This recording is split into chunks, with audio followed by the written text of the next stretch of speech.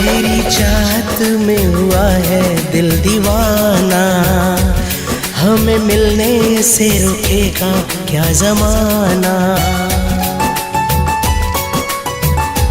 तेरी चाहत में हुआ है दिल दीवाना, हमें मिलने से रुकेगा क्या जमाना। ओ चांद सितारों से मांग सजा दूंगा, चांद सितारों से मांग सजा दूंगा। तेरे कदमों में जान अपनी लुटा दूंगा, तेरे कदमों में जान अपनी लुटा दूंगा। तेरी चाहत में हुई हूँ मैं दीवानी, मेरे दिल के तुम हो राजा मैं हो रानी। तेरी चाहत में हुई हूँ मैं दीवानी, मेरे दिल के तुम हो राजा मैं हो रानी। ओ प्रेम ग्रंथ के साथों वचन निभाऊंगी, प्रेम ग्रंथ के साथों वचन निभाऊंगी। चरणों के धोले से मांग सजाऊंगी, चरणों के धोले से मांग सजाऊंगी।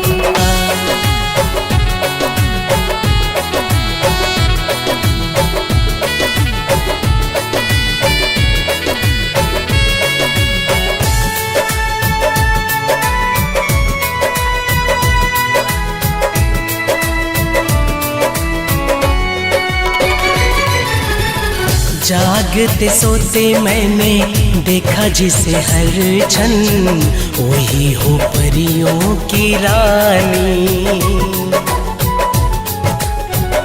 केसर गुलाब के बदन ये कंवल से, चमके ये रूप जैसे चांदी। मेरे सोलह सिंगार में हो सजना, यही कहते हैं चूड़ी बाल कंगना।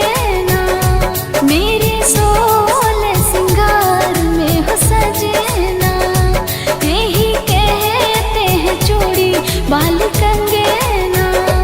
ओ नील गगन में आशियाना बना दूंगा, नील गगन में आशियाना बना दूंगा।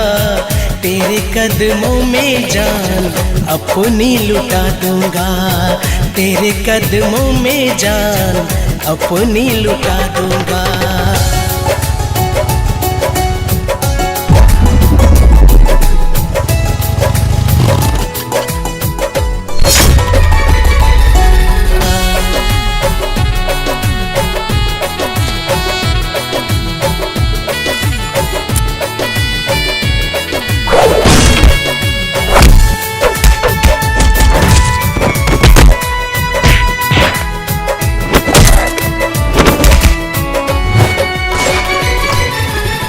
हर शय फना होगी प्यार के सिवा, दीवाने गाते रहेंगे। हर शय फना होगी प्यार के सिवा, दीवाने गाते रहेंगे। है जिसे वो खुश नसीब है, प्यार